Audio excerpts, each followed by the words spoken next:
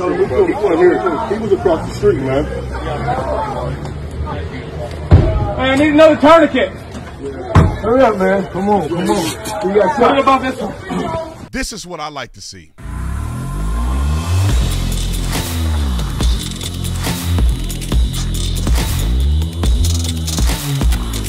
This video is brought to you by Patriot Gold. Patriot Gold. Jamie Dimon, CEO of JP Morgan, is warning of an economic hurricane.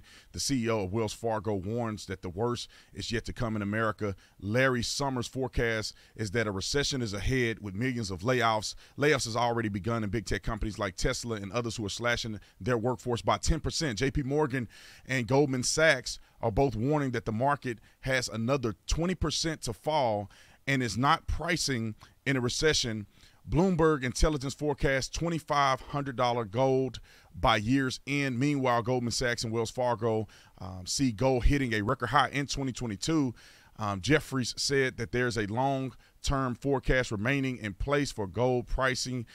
It's pushing up to $5,500 an ounce. So call Patriot Gold today before it's too late. Mention Officer Tatum and you'll get best-in-class service from Patriot, protecting Patriots. Patriot Gold Group has no fee for life IRAs, where your IRA 401k can be in physical gold and silver, and you may be eligible for a no fee for life IRA on qualified rollovers. Call 800-356-4470 to get a free investor's guide today. Patriot Gold Group is Consumer Affairs top rated gold IRA dealer 6 years in a row.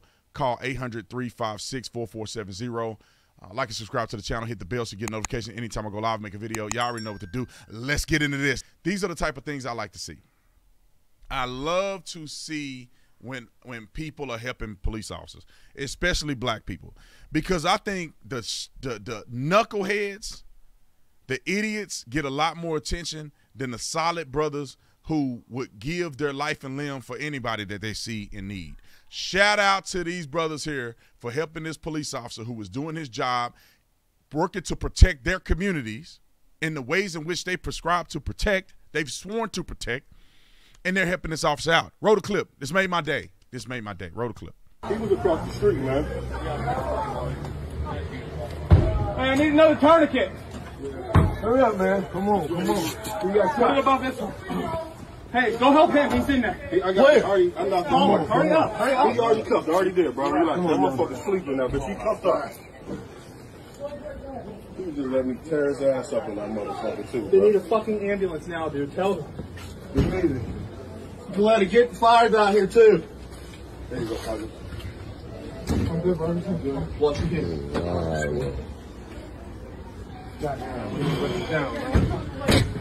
Got an ambulance coming in. We got you. We'll hold you down. Who else is in here? All right, so I just want to give a comment because Officer Daniels, shout out to the brother here, that says the media wants you to think that these two groups hate each other. Don't let them win. I agree 1,000%. There are groups maybe all too often speaking up and they hate police officers, but obviously there's people that will give the shirt off their back for anybody who's in need. And not everybody you can paint with a broad brush. I remember, and this is not, I didn't get shot or anything, and I wasn't a cop at the time, but I remember when I was riding my bike, I ride road bikes like Lance Armstrong, but without the drugs and probably 100 pounds heavier. But I ride my road bike, I was riding about 200 miles a week. I go on my daily 25 to 30 mile ride. And I got to this light. I was going over the bridge. Car lost control because he ran the light texting. He ended up hitting the median. If he hadn't hit the median, I wouldn't be here today. He hit the median. He ended up hitting me at 35 miles per hour. I end up on the ground. A guy that was he had a biker dude. That dude had tattoos on his arms and long hair. He literally, white guy, he literally took his shirt off of his back to put it on my arms because they were bleeding. He was literally holding my head in place so I didn't move my neck in case I had some serious injuries that I did not feel at the time. And I felt like that was indicative of what America is.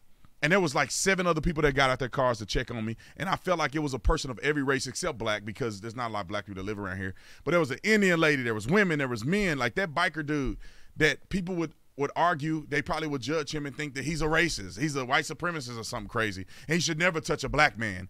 I mean, that guy literally took his shirt off his back to put on my bloody arms. He ended up taking my bike because my bike was crashed, but he took my bike away from the scene because I got transported to the hospital. And then the guy, we met up later, and he ended up giving me my bike back. And that was a $9,000 bike. I had a very expensive road bike. I was really serious about road biking. And this reminds me of that. There's some people in the community that hate the police for whatever reason they're taught this way. But then there's other people in the community that got common sense. And I feel like not too often are black men represented like this. Because every other video you see is them acting a fool. But in reality, the fool actors are a small portion of, I believe, a small portion of the black community. And I wish this would be prevalent more. I wish we could see the men that's standing over on this side with the pants sagging. I wish that we would see him sitting in a chair in a uniform.